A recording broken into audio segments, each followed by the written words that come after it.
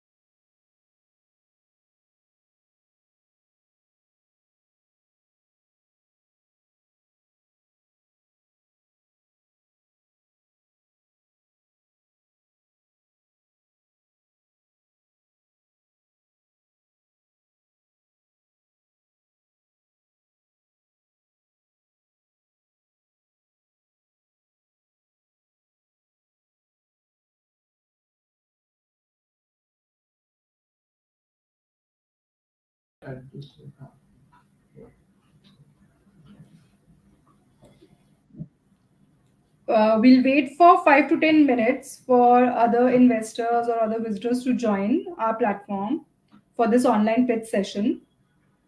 Meanwhile, thank you everyone. Thank you Suresh ji. Thank you Aishwarya and Karan. Thank you Rachit ji for joining this online pitch session. Can everyone turn on their camera so that we can have an interactive discussion?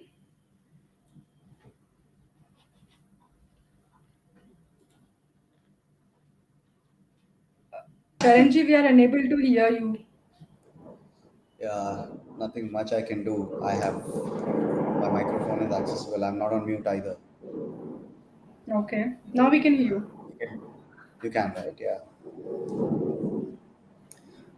Good. So I got the agenda, and this said that first 15 minutes you will be talking about Cap 70, and then what happens from 4:30 to 4:50. That's kind of confusing. Can you just tell me? Actually, the agenda is the 4 to 4:15 will be an introduction of Cap 70 Sharks and Cap 70 and Cap 70. Another 15 minutes we'll have a quick chat session with Suresh मंशरामानी जी जो founder है तजुर्बा business network के on the startup funding challenges, and from 4:30 we'll be starting our pitch, and there are two startups who will be pitching. Okay.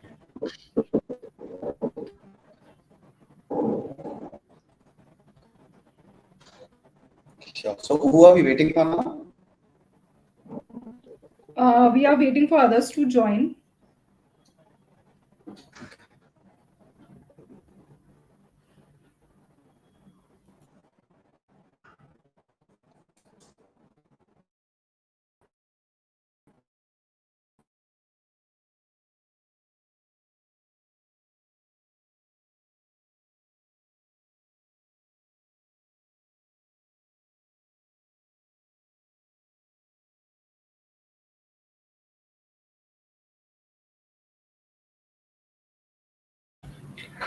We'll wait for 4 to 10 minutes, and then we'll start our session.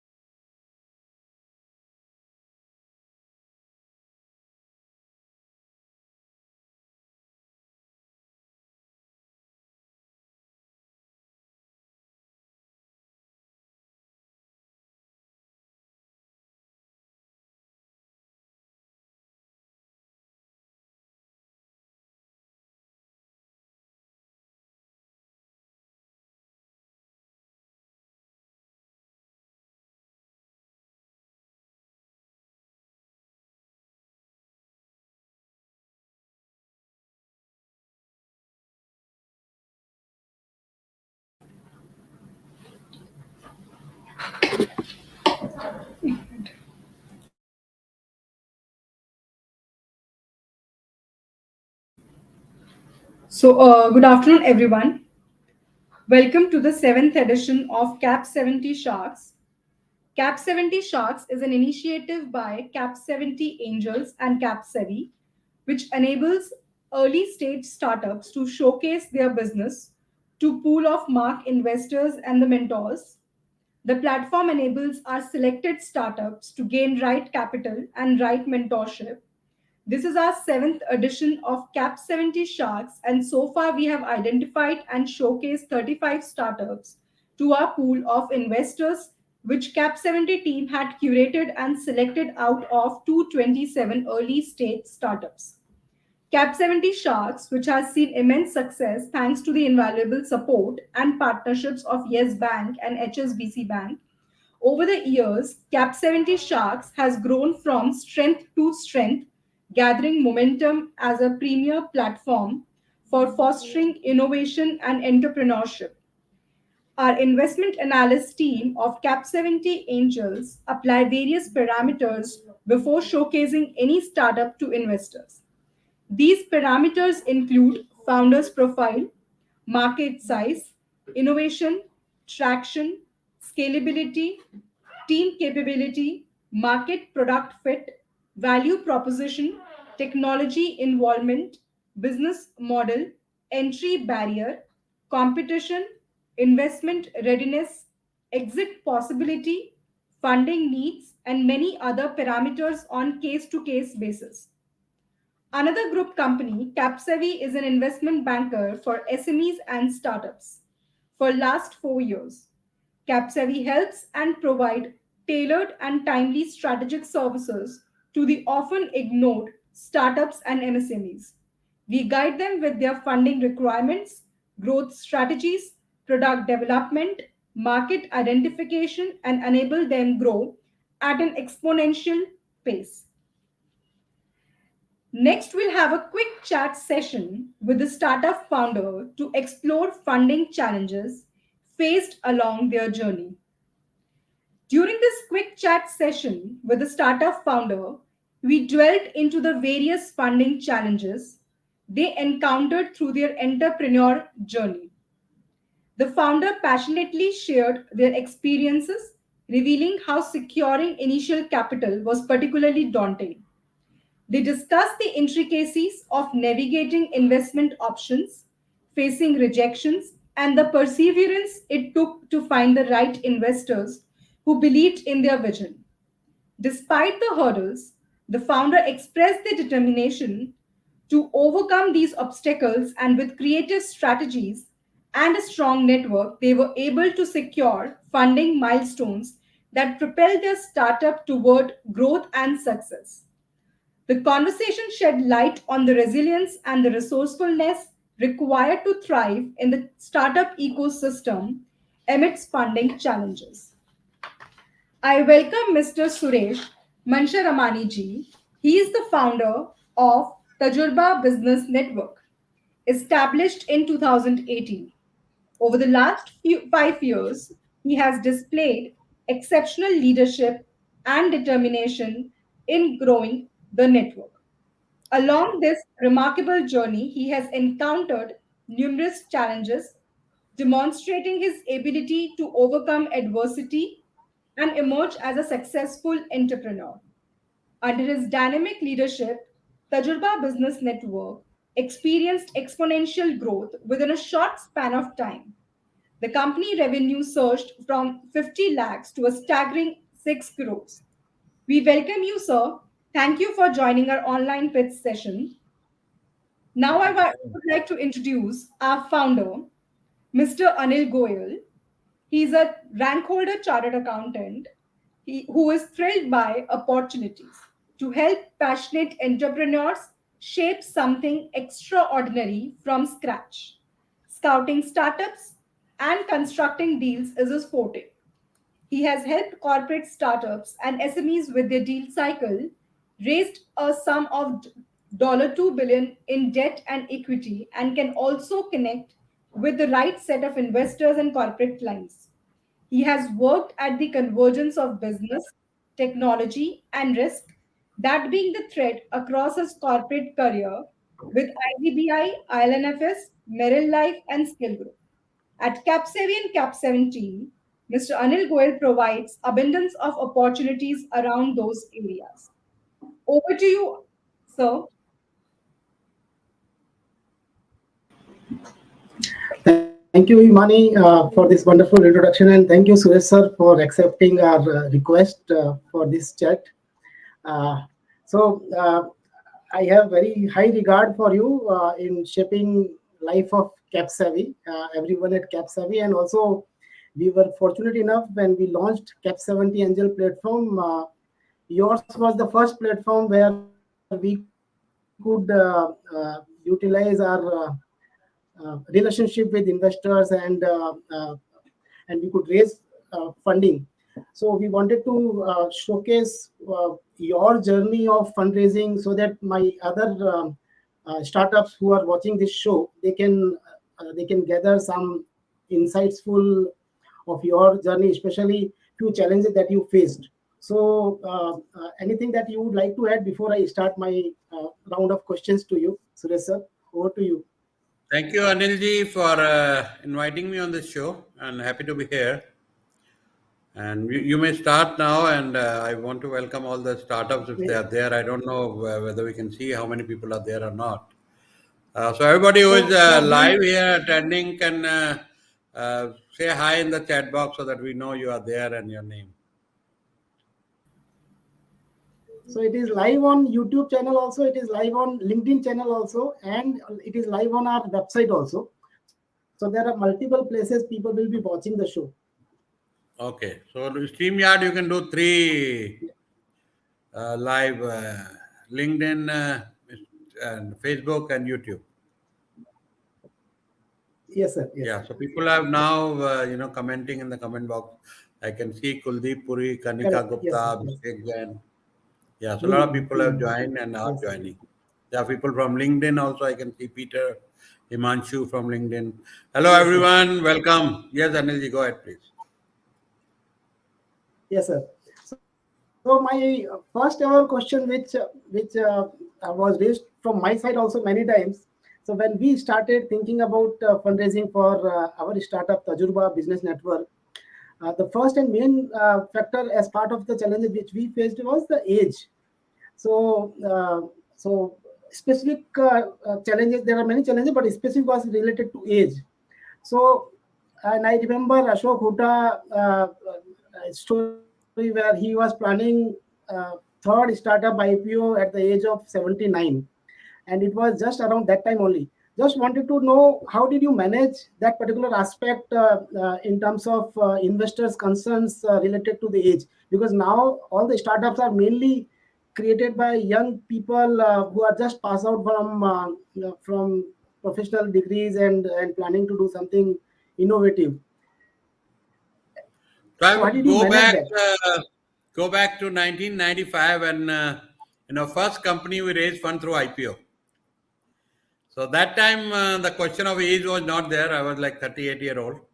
Good 14 years of business and 30 crore turnover on the balance sheet.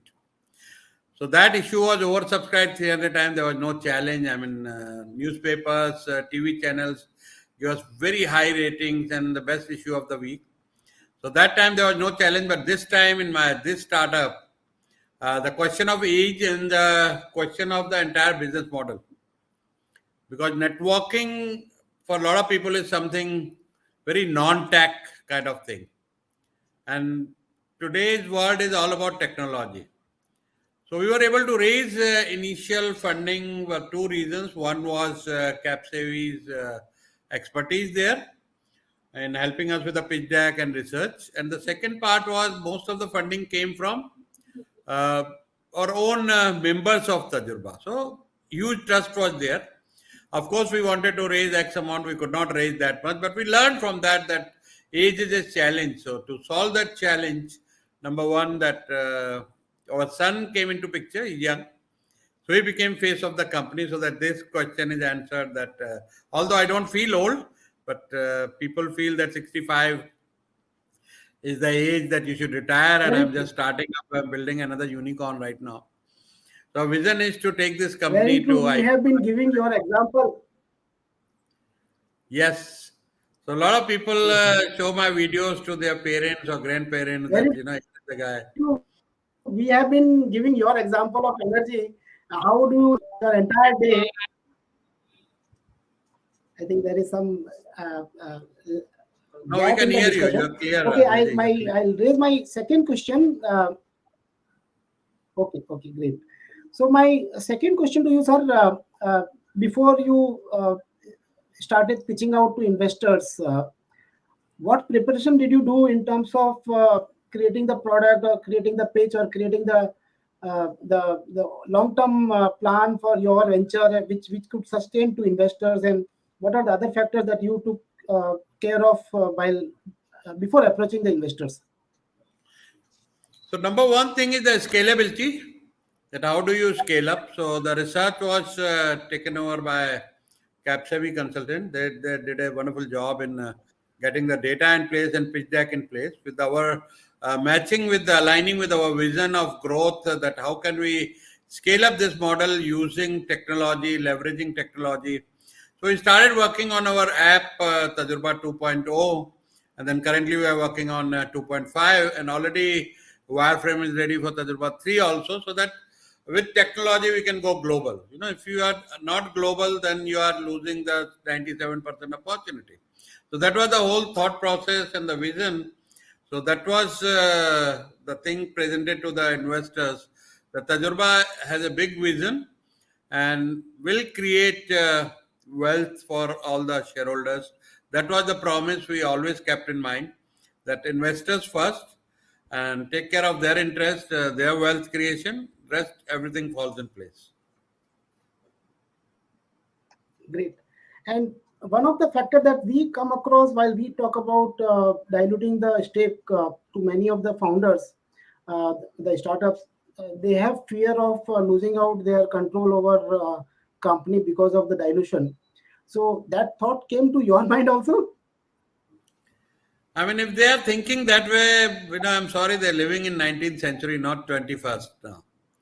Not even Mhm. 20th. If you are coming from that mindset that you are diluting, I mean, I diluted way back in 95 and I'm ready to dilute right now also. Was it's best to have Mhm. a small portion of your company and a large value. If you own 5% of your company and that value Mhm. is couple of $1 billion, which is very good. 10% of Apple today is $300 billion. So one of the partner was Mhm. from that thought process who sold his stake back to Steve Jobs way back at $800. So today he must be repenting that decision. So it's perfectly all right. Dilution and then bringing professionals and other people on the board brings a lot of discipline and knowledge and experience on the board. So there's nothing wrong with it. And another factor which generally people talk about while fundraising is when investors is there on your cap table, there will be pressure from their side in terms of performance and in terms of sharing all our insights of the business and regular updates to them. So how do you manage the pressure of those investors who invested in your company? See, Anilji, entrepreneur's life is full of pressure. They have to Mhm. understand that sometimes there's pressure from customers when you take orders to deliver quality on time. There's sometimes pressure from your employees to take care of their growth, their increments, their bonuses, their overall growth. So pressures are all around. There's pressure from government. Sometimes the law changes. So a lot of things happen. So this is, take it as a one of the pressure. I mean, it's not a pressure. I really think people are putting money in your business. So you have certain responsibility towards that, and it makes you Very more good. transparent. It makes you more professional, and it makes you more disciplined. I mean, normally I have seen people that they think this business is mine. You and your business is separate. And when you're drawing salary from your business, you are very financially disciplined. Many businesses have gone Mhm. down because of the not having that financial discipline, and they go on spending money, companies' money on whatever they wish, and that business will not survive in the long term. So you have your own salary, you have your own profit share or dividend, what we call in the language of company point of view. That is your money. Rest is shareholders' money, company money has to be treated separately. So I don't think this is a pressure. I rather enjoy this.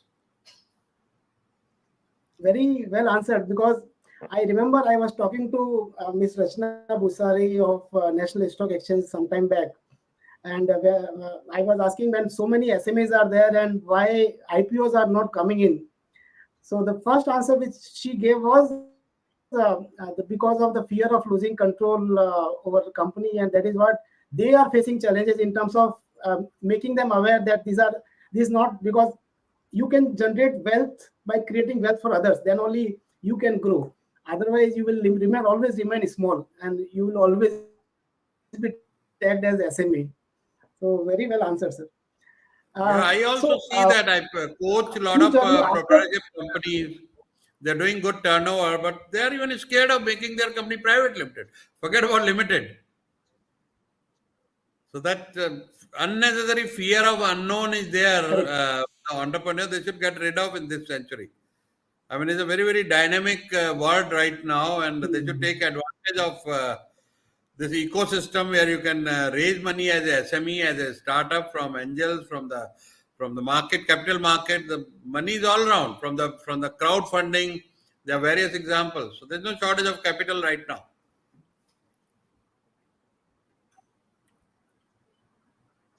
Uh, One more investor side, because a lot of investors are here, and what we see, So whenever there is an investment into any startups, they generally go overboard in terms of spending the money, and sometimes that money is invested undesirable activities also, which leads to uh, not the growth but unnecessary expenses. So could you showcase your milestone which were set before the fundraising, which will satisfy all the investors that whatever that they had invested, seeing you or your company is actually being invested very properly, and things are moving as per the committed milestones.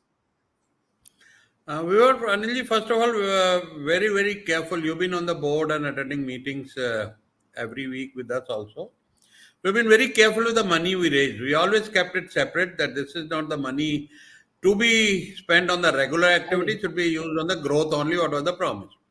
So we spent that money only on the promised, uh, you know, uh, things which was one, the technology, other part was marketing. So whatever we created out of that money, we still have some of that money. So we've been very careful with that. And it is not coming into our even regular expenses, what we do for salaries and marketing.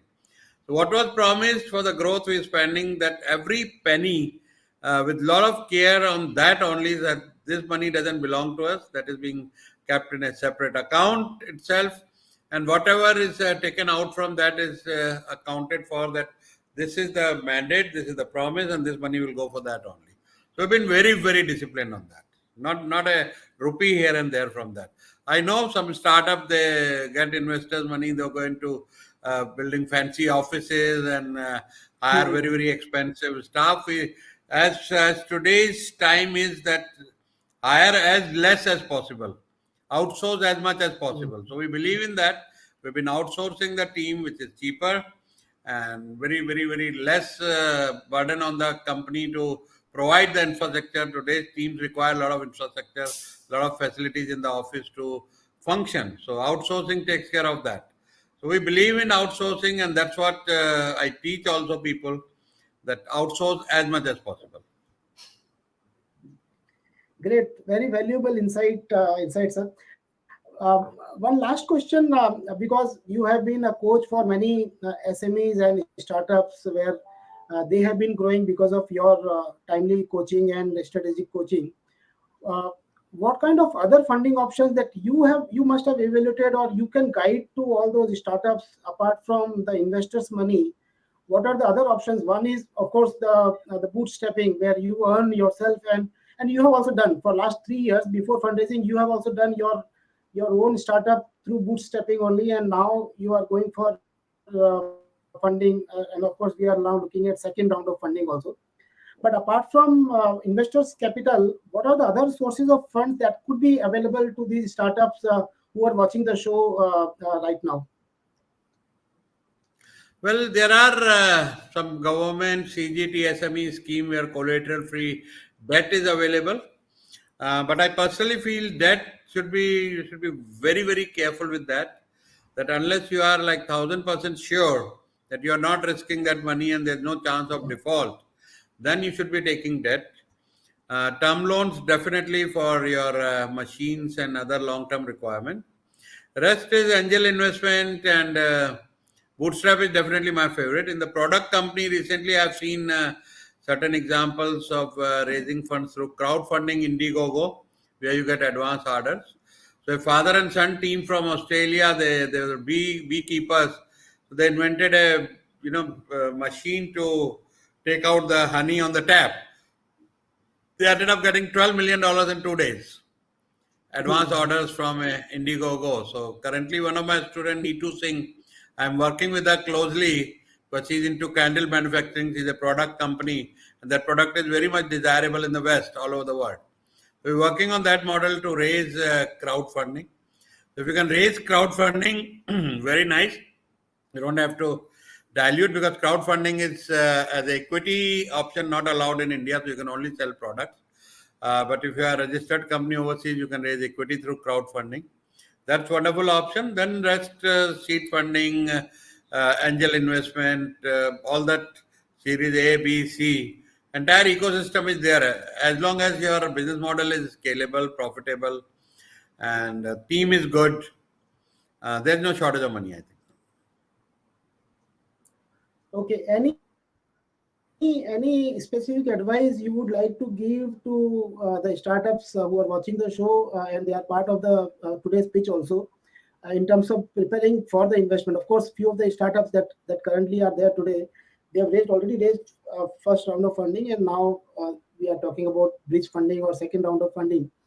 Any specific advice that you would like to give them? And also to all the investors and startups, if you would like to ask any specific question to Suresh sir, you can post your question to the chat box, so we can ask and we can show this question to all the audience also for better clarity. Over to you, sir. Any specific advice? There is not one, couple of advices. Number one, think global, think scale. Because if you're not global, you are losing huge opportunity by thinking only India. Though India is a big market, everybody is coming here. Second thing is any business. Now everybody should listen it very carefully. Any business designed for 20th century is going to die in 21st century. So you have to adopt AI. You have to look at algorithms, blockchain, uh, robotics, AR, VR. So this is a new era in business. एक नया युग का शुरुआत है हिंदी में बोलूँ तो 9 million ago, Earth was hit by asteroid, and slow-moving, lumbering dinosaurs got extinct. A lot of businesses, unfortunately, will get extinct if they don't adapt to the technology. Now your business is not changing every day; your business is changing every hour. So keep looking at the trends. I say not SWOT, I say SWT. So strength, weaknesses, and trend. One of the person in your organization, like a sentry on the ship, looking at the all the time icebergs. That person should be looking at the trends, that what's going on in your industry, what's going on in the world, and how do you need to adapt that change and be very very agile. Otherwise, these times are as exciting also and difficult also, both ways. Thank you very much, sir. Thanks for very valuable insights. I think that will be uh, uh, uh, good insights for all the investors as well as the startups who are watching the show. We will keep bothering you for many more such sessions where you can share your insights. Anything the investors or the startups would like to pose any question? Team, are there any questions which you can raise to Suresh sir? So Saurabh Nalwade is here from the beginning. And Yes. Saurabh, if you have any question.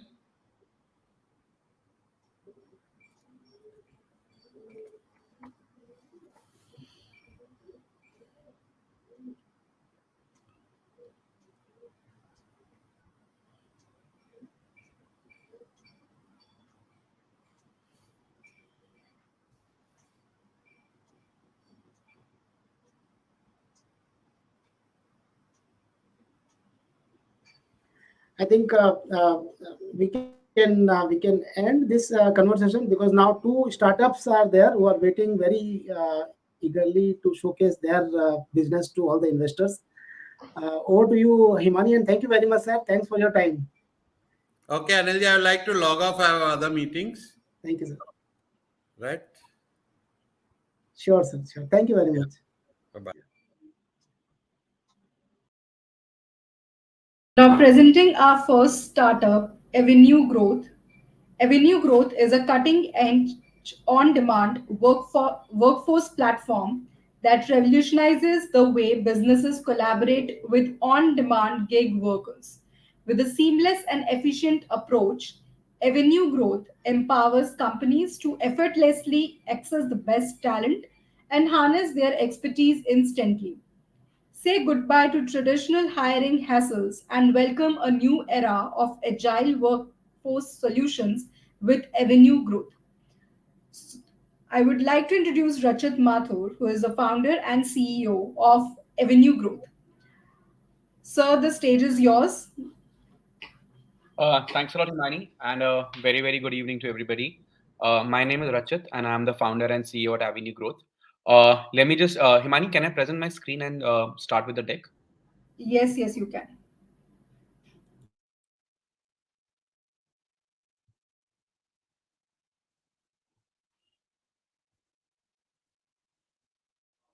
So I hope my screen is visible to all.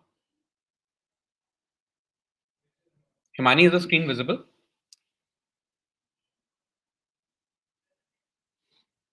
Hello?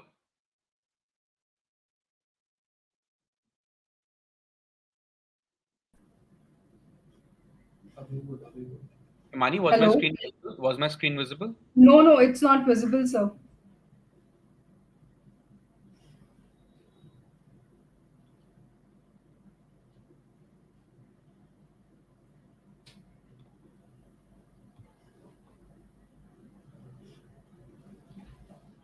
Please let me know if you can see it now.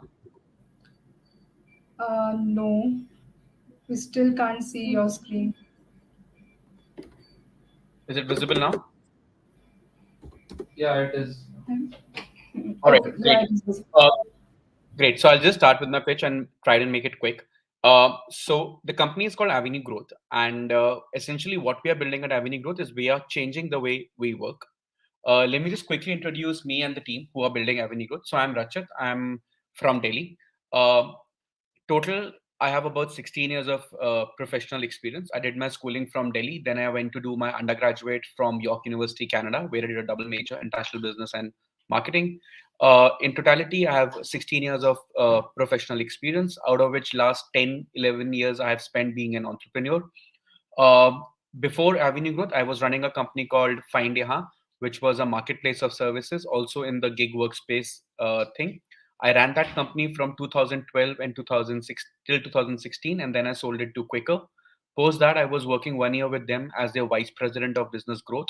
And in 2019, we officially launched Avenue Growth. Uh, Joining me in this journey is my co-founder and CEO at Pranav. Pranav also has 10 plus years of professional experience and is also an ex-entrepreneur where he successfully exited his car service startup Fixo by sale to Crossroads. Before that, Pranav was working with Ernst& Young as a risk advisory officer.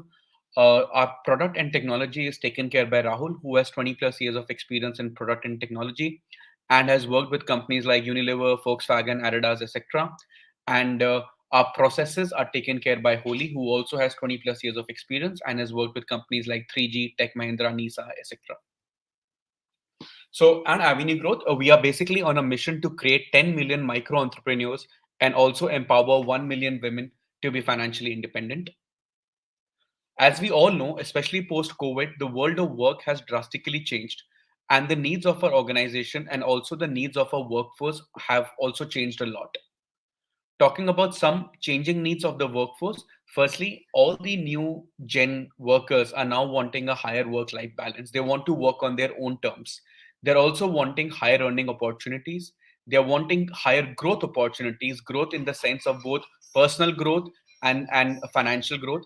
And they're also looking at financial well-being tools or a financial well-being ecosystem where they can be a part of everything included. Talking about the changing needs of businesses, every business is now wanting to become leaner. They're wanting to grow in a leaner manner. They're looking at transparency. And when I talk about lean growth, human resources is one of the biggest fixed costs for every business. And that's the reason why during the COVID times we saw so many companies who started firing a lot of people. So now every company is wanting to grow, but in a lean manner. They want transparency. They want systems, tools where they can monitor and track performance of every person who is working for them. Every company now is wanting to get away of compliance issues, compliance like TDS, ESI, PF, etc., which is a heavy cost to any company. And more importantly, companies are looking at ready workforce. Unfortunately, the current way of engaging human capital does not solve for the challenges of the workforce or the business. And that's where Avenue Growth was born. At Avenue Growth, we are building the future of workforce, which is completely on demand. So, what does Avenue Growth do? Avenue Growth is essentially a platform which empowers workers to work with businesses of their choice when they want, where they want, and how much they want. Avenue Growth currently is working in three different areas. One is called Avenue Ground. In Avenue Ground, we work with retail stores, retail outlets, etc., in providing them, people who can work at their stores. So, for example, like a Chroma or any other outlet would want certain people for certain number of days, or most of the retail stores, they have a heavy inflow of people coming in during the weekends, so they would want additional manpower to come in on the weekends. That is where they come and source those people through our platforms. We also work with hospitality. We work with top tier 5-star hotels, high street restaurants, cafes, etc., where they come and source people for us on for certain number of hours, where these people can come and work with them. We also have a third division called Pink. In Pink, we only and only work with women, and we provide them work from home opportunities like telecalling, online content creation, content moderation, inside sales, etc. So, what does Avenue Growth offer to its workforce or to the gig workers who come and work with us? Firstly, we offer them a work life balance. Through our application, these workers can actually choose their own schedule, when they want to work, how much they want to work, and can choose the timings accordingly. We provide them higher earnings. So, basically, they can leverage their time by working for multiple employers or multiple opportunities, and can also use their idle or off days to work for other opportunities and earn a higher income. We provide them growth opportunities through our application. People come and they can do a lot of upskilling and training courses. We have courses like English speaking courses, multiple language courses, Excel learning courses, etc., which they can come and learn and improve in their careers. We also provide them a lot of financial tools. We have products like early salary. For example, if a person has worked today, they can get paid today itself. We also have investment products where people can invest their hard-earned money on the platform through good digital gold, mutual funds, etc. We also provide them loans, insurance, medical products, etc. Talking about our value proposition of to businesses, why do clients come and work with us? Firstly, we provide them lean growth. So Avenue Growth is as a platform, it does not charge any fixed cost. We provide a pay per shift model where companies come and work with us and only pay on for the number of hours they're using a person. Might be 2 hours every day, or might be 10 hours, but only on the weekend. So totally depends on how the companies are coming and using. We provide full transparency to the companies through our dashboards, which are technology enabled dashboards. Companies can come and track the performance of every individual, and also track how they are hiring those people to work with them. So it's complete transparent. As a platform, we take care of all compliances issues. So the client doesn't have to work about any compliances, and save a lot of cost and time and effort for them. And more importantly, we provide a ready workforce. All the workforce which is currently present on the platform is background screened, verified, trained, and also quality assessed. So practically within few hours, the companies can hire and deploy this workforce with a single click of a button. Talking about our technology is basically based on 5 pillars. Firstly is the intelligent matchmaking tools, which connects the right kind of opportunities to the right kind of people. We have robust communication tools where companies can interact directly with the freelancers through the platform. We have work management tools, which helps in making the life of our freelancers easy, where they can do everything and manage their daily schedules through our application. We have full client dashboards, and we have upskilling tools. This is how a client dashboard looks like. So our dashboards or a client-facing technology is completely do-it-yourself. Clients can come, sign up, post their projects, hire the people they want, and even monitor their progress right from their dashboard itself. Our mobile application, which is for the freelancer, works as a complete virtual office or a mobile office for them. They can come, sign up, get trained, choose the projects, work on these projects, and even get paid through the application itself. This is how the matchmaking happens, just to show you, based on their interest levels, based on their experience, based on their availability, they are shown the relevant projects and they can apply to. Also, we have built something which is called goal setting, wherein a freelancer can actually choose how much they want to earn that particular month. And the system is so smart enough that it directs them how many hours they need to work, how many tasks they need to do, how many clients they need to work to reach their target earnings. So, for example, let's say a person says, "I want to earn 40,000 that particular month." Now, based on his skill sets, the system will suggest the projects they can do, and as they start working and inputting the hours, their goal setting move towards how much they have achieved. So it's a constant reminder also for the person to do better and better. We also have a journey path which shows how the future looks for them, where they are starting, how much they are earning, how can they move to the next level on in their online journeys with us. What does that next level do? So for example, if they're starting as an associate, how can they become a senior associate? How can they become a manager? Once they move to that level, what that level holds for them in terms of rewards, recognition, and so forth. Talking about the market size, we have a very huge market size in India.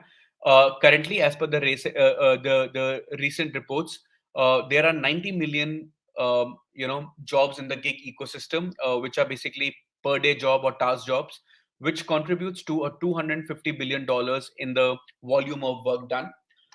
That's the total market size. In terms of our offerings or the kind of services we do, our services constitute about a 42% of the overall market size, which makes the total addressable market size for us at $105 billion market size, growing at a 20% year-on-year CAGR. Talking about our competition analysis, we have four segments. Firstly, we have competition from traditional staffing companies like Teamlease, First Meridian, etc. Now, these companies are only offering full-time employees. They are offering fixed payout. They have a heavy compliance cost, and they have a very low ROI. Secondly, job portals like Naukri, Apna, which only works like a matchmaking platform or just a database provider.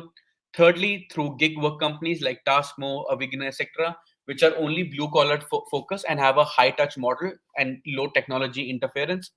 And Avenue Growth, which is a full-stack gig workforce platform. We are sector agnostic. We work across sectors. Our offerings are very different. Our technology is a full-stack workforce technology. Talking about our revenue model, we basically bill our clients on the amount of hours the people are working for them. And as a platform, we basically charge a 20% commission on the payouts which are being done to the freelancer through us.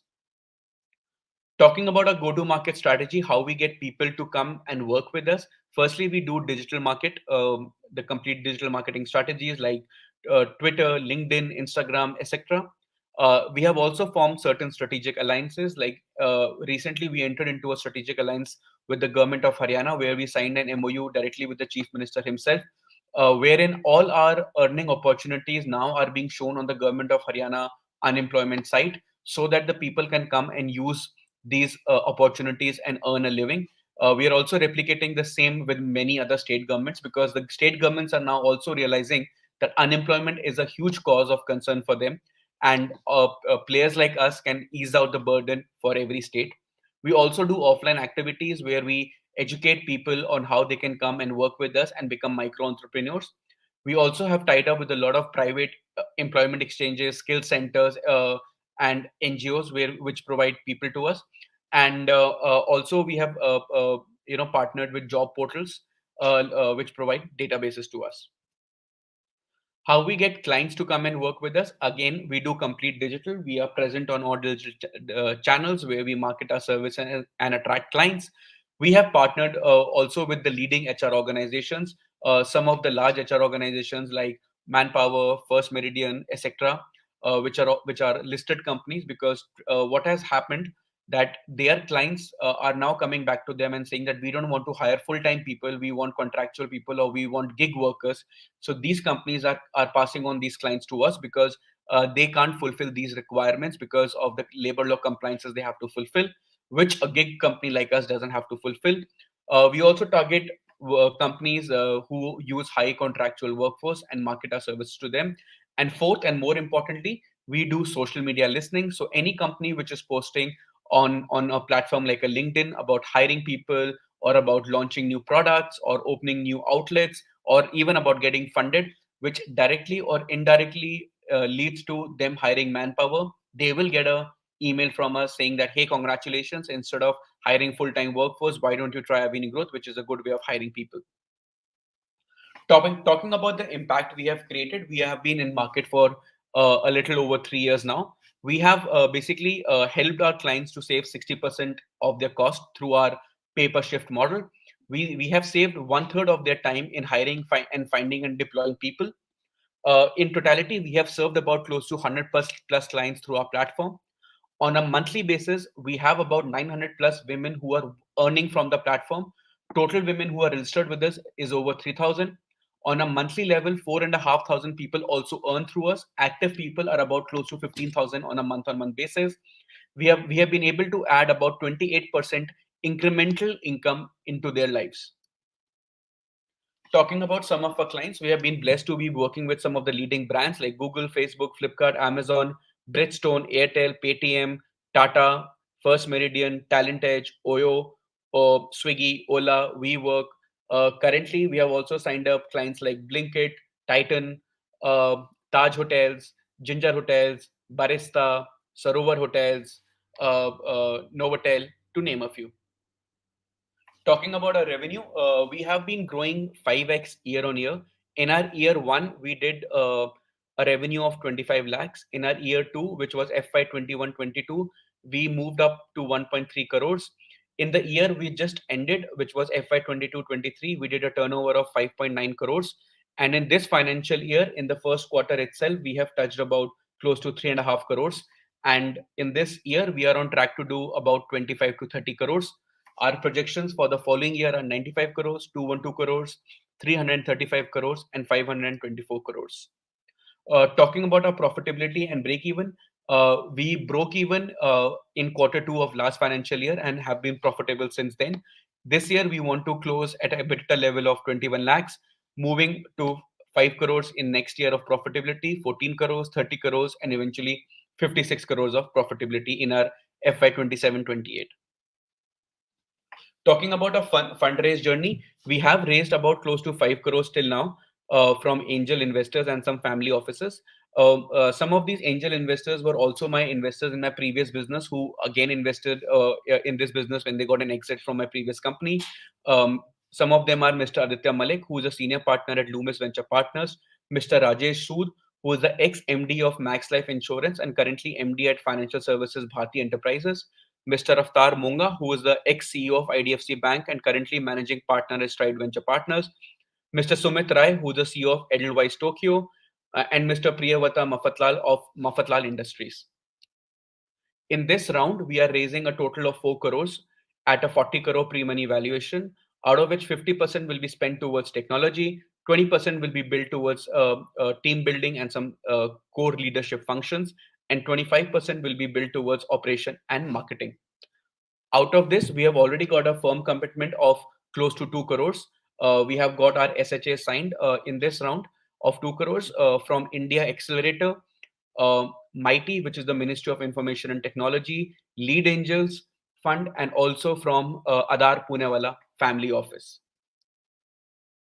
Some of the awards and accolades which we have got, we got the Most Promising Entrepreneur Award from Economic Times. We got the Creative Entrepreneur Award from CNBC Awaaz.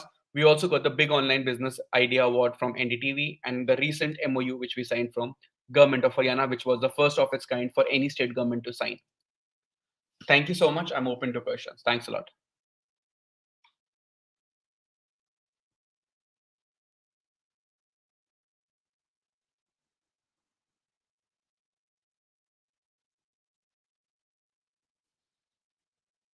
Hello.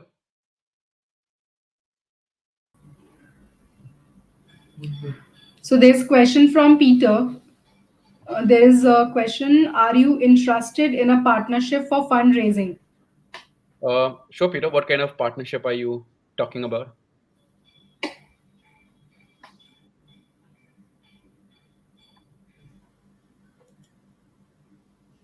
There's another question from Saurabh Nalwade: how can we learn from you? What do you want to learn from me, Saurabh? That's an interesting one.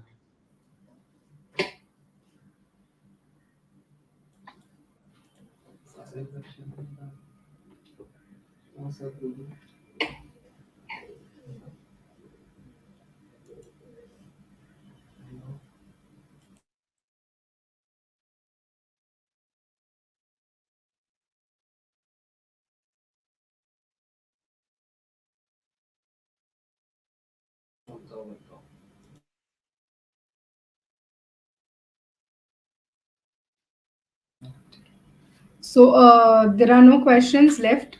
Sure. Rajat thank you so much. Thank you for the Sure. wonderful pitch.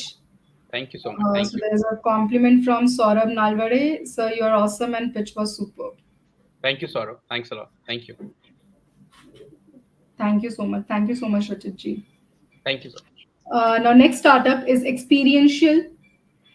At Experiential, they take pride in crafting immaculate experiences that leave a lasting impact on patrons. Their unique blend of physical and digital activations mesmerizes audience, offering immersive engagement like never before. With their innovative approach, we aim to maximize brand recall and create unforgettable connections between businesses and their target audiences. Now, get ready to explore the unimaginable possibilities of experiential marketing with Experiential. So, I would like to introduce Aishwarya, who will be presenting today's pitch. Hello, Aishwarya.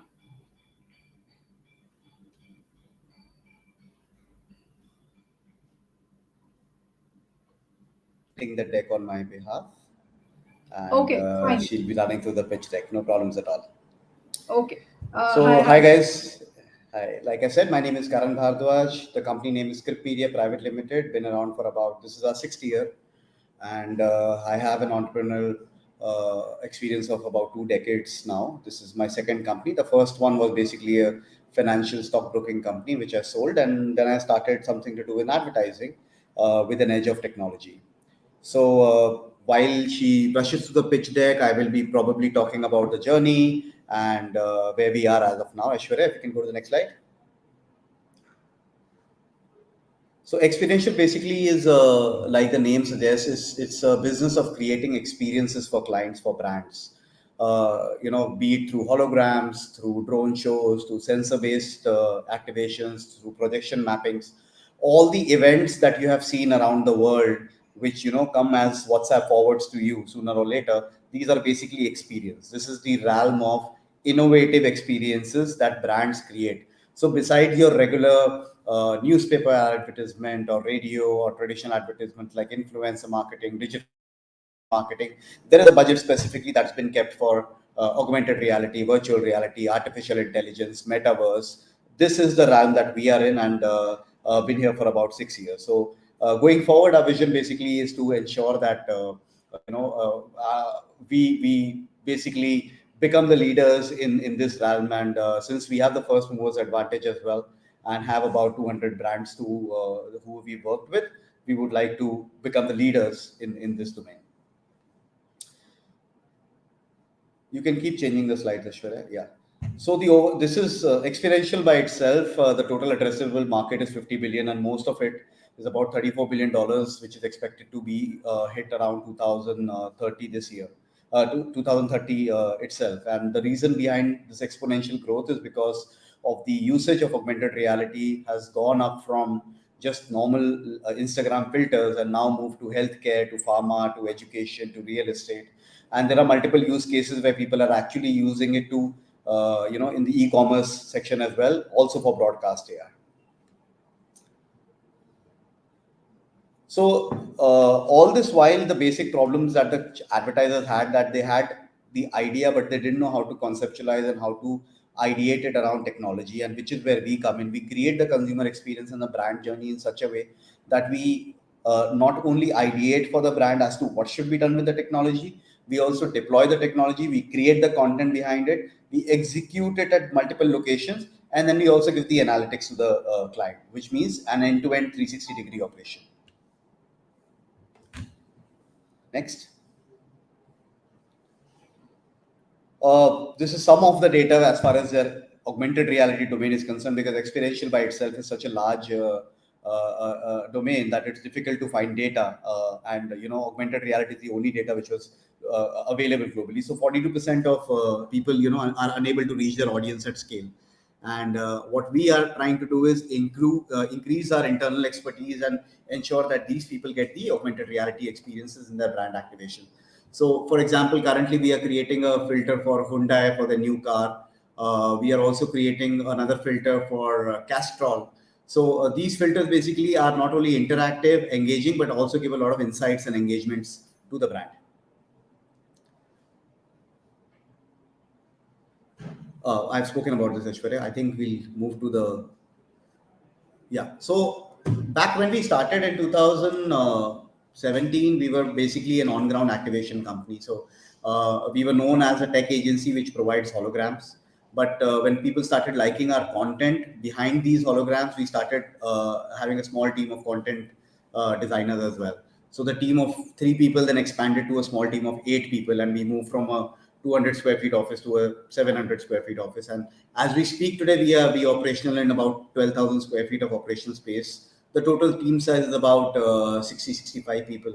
And today, after COVID, we had the clients, we had the technology, but we didn't have the places to execute it because everything was shut. So we pivoted and we moved towards digital experiences, because then these clients quickly latched onto the experiences, like I mentioned earlier, web games and AR filters and interactive videos and virtual conferences, because meetings had to happen. They had to be a platform.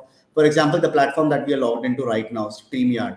So we have done a lot of campaigns, where we have designed these 3D lobbies and have clients meet their distributors or their employees or even their customers for that matter, and have a virtual experience instead of a physical one. Today, because we are a full-fledged on-ground activation company and also have a digital edge to it, we are now moving to the next leg, which is digital activation. So we are creating innovation centers, experience centers. We are, working with museums, with airports, with places that can have that do have the ability to actually transform into a completely digital landscape, but haven't been done so. So that's the area that we are working on now. We've spoken about the timeline, like how we expanded from a 3-member team and a 300 square feet office and sitting in a 60 member team now. So that's the timeline, and we kept introducing one or the other technology, because it's never enough for the Indian market. They always want you to think of something new, come up with a new idea. To speak of a few, like right now, if you've heard of Gadar 2, which is a movie being released by by Z Studios, which stars Sunny Deol. So Gadar 1, if you people have seen it, it's about uprooting a hand pump. So we use the same idea and we pitched it to Z Studios, and we have created an IoT based hand pump basically, which gets released through an application which is based on the Bluetooth platform. So these hand pumps, if you walk into any PVR right now, you will have this setup over there. So in about 15 cities and more than 30 locations, we've installed this for Gadar 2. So this is how we ideate, this is how we created the technology, and we deployed as well. Now on a daily basis, we are also collecting the data as to how many people actually interacted with it. And this data then goes and gets passed on to Z Studios for them to actually decide what was the ROI of the actual campaign. Now, while we have done all of our business on a project basis and a service basis, mostly consultancy basis, we have now tried to move towards the SaaS model as well. So we were also the first contestant on Shark Tank in season 1, and right from Ashneet to Aman, and even the later on the VCs who invested in us, they all suggested that while our business is good and profitable, we should definitely go and productize the solution. So while we have done all these emotional recognition, facial recognition, heat mapping, we are now trying to consolidate everything and create a robot out of it, so that all the retail clients that we have, be it Zara, Pantaloon, Aditya Birla Fashion, Chopper Stop, we can actually place the bot inside the store and charge them on a one-time hardware fee, and then charge them on a subscription fee on a month-on-month basis. So what this bot basically will do is, let's say I'm a customer, I walk into the store, it recognizes me because of my social media integration with the store. It also tells me what I had bought last time, what could go well with the attire that I had bought last time, where is it kept in the shelf, which aisle is it kept, and which are the latest promotional offers running. How can I maximize my purchase that I'm making, and how can I redeem the best of the offers? And from a store manager's perspective, it is actually communicating what is the TG, which is the cold space, which is the hot space, which inventory is running in the best of way. Also, which is the best promotional offer that clients are latching onto. So it builds a customer loyalty and also gives a lot of edge to the brand to understand its customer and then reduce the promotional cost. So we are building this bot now. And all we need to do, we've done this technology, like I said, the white paper is already drafted. We are creating the prototype. We already have the clients, and the next 6 months we are planning to place this in different stores. So we haven't managed to source our clients through any calling or anything like that. The go-to-market strategy always has been ensuring that we participate in the latest exhibitions which have something to do with technology, ensuring that all the employees are engaging continuously on LinkedIn, and word of mouth always favors. So initially we were all agency biased and dealing with the Group M's and the WPP group companies and Dentsus and IPGs of the world. But today 70% of our client base is direct clients. So while we are doing some business with the agency, we are trying to become independent of them and having our own client base as well. And this is where it helps us right from ideation to analytics, like I explained before. So initially, like I said, on-ground activations were more, but today online is more, and which is why the gross margin on your online activation is as high as 96%. But since we need to be seen, and online activations are not spoken of so much because they can't be experienced physically, and anything that is being seen physically, let's say we create a huge hologram. So we launched the India ka World Cup ka jersey on Bandra Bandstand through a 1500 square feet hologram, and that was a viral campaign. So a lot of people covered it, media covered it, the PR around it, influencers covered it. So which is why we got noticed. And then when clients come to us, we offer them AR, VR, and other services as well. So now it's a blend of both these things. And today, the digital activation that I spoke about gives us an average gross margin of about 50 to 70%. So yeah, 250 brands, 6 key partnerships with different agencies and exclusive partnerships for that matter. We've doubled in revenue year on year initially, and then after the COVID year, we grew 4x, went to about 4 crores, 3.5 crores for that matter. Last year we closed at 7 crores, and this year we are looking to close anywhere between 15 to 18 crores. So this is basically a competitive landscape. Most of the agencies in this business are either providing digital or providing on ground. If they are providing both, then they act as vendors, they don't ideate. If they ideate, then they don't do the design.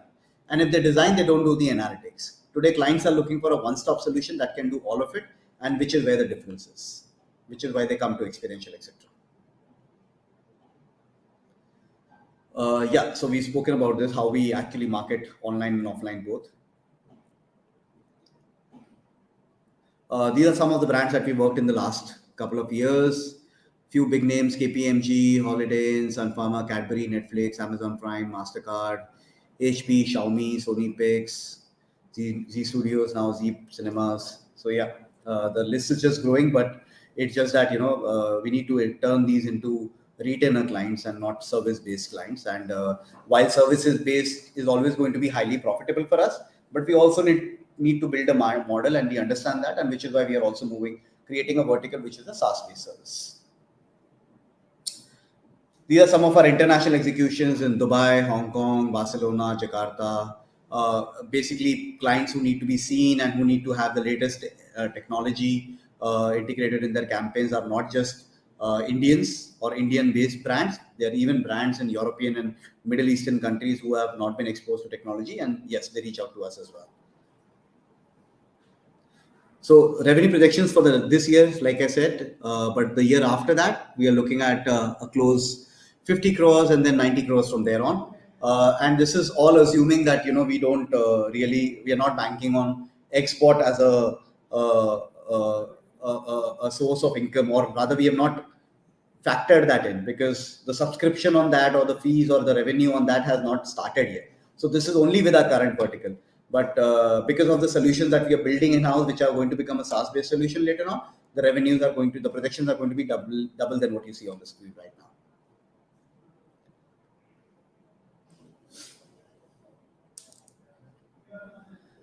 Next, Aishwarya. Yeah, so this is our CTO, Sonal, who sits in our Noida office and leads a tech team of about 20 developers. Prashant is the CEO who takes care of operations, and I take care of the two of them and ensure that all the campaigns have been delivered as per the expectations led by the client.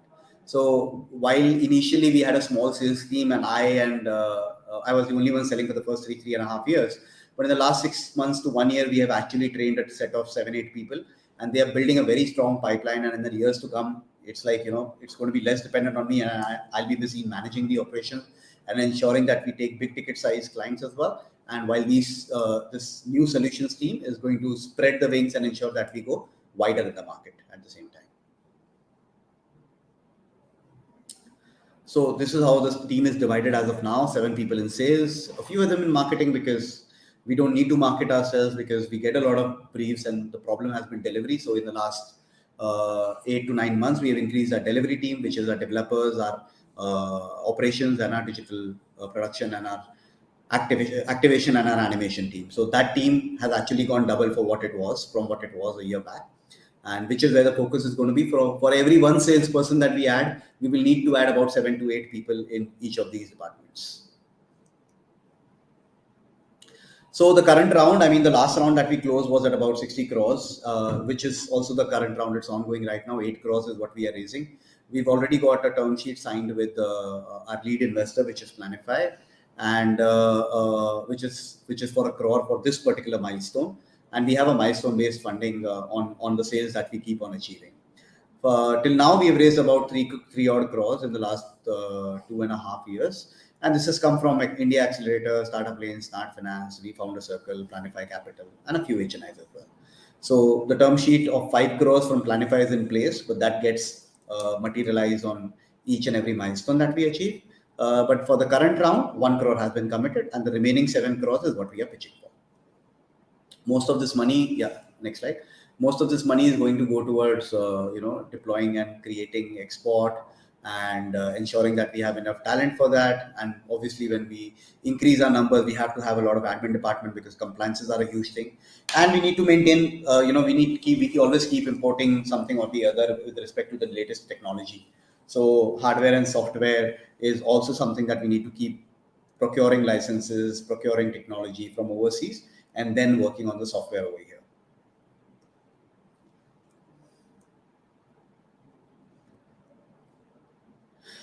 Next, Aishwarya. Okay, I think it's stuck, but nevertheless, that was my bit. As far as fundraising is concerned, as far as valuation is concerned, or with respect to what our vision is. If there are any questions, I would like to take that up.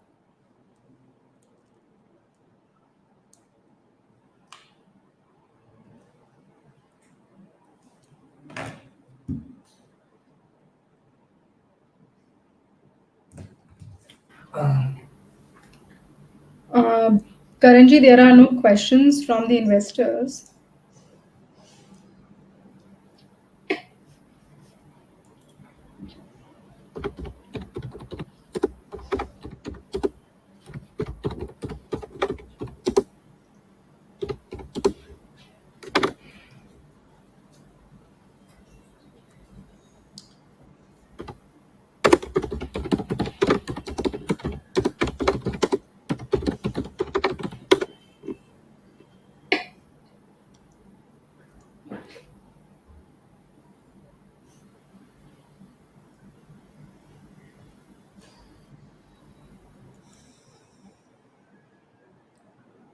Yes, Simani, what next? There are no questions from the investors currently. So we'll wrap up this online pitch session. In case any of the investors will connect with us, then definitely we would connect with you on that matter. Thank you. Thank you so much. Thank you, Thank you everyone, so for much. Thank you, listening. Thank you. Karanji. Thank you so much. Thank you, everyone, for participating on this online pitch session. Thank you so much.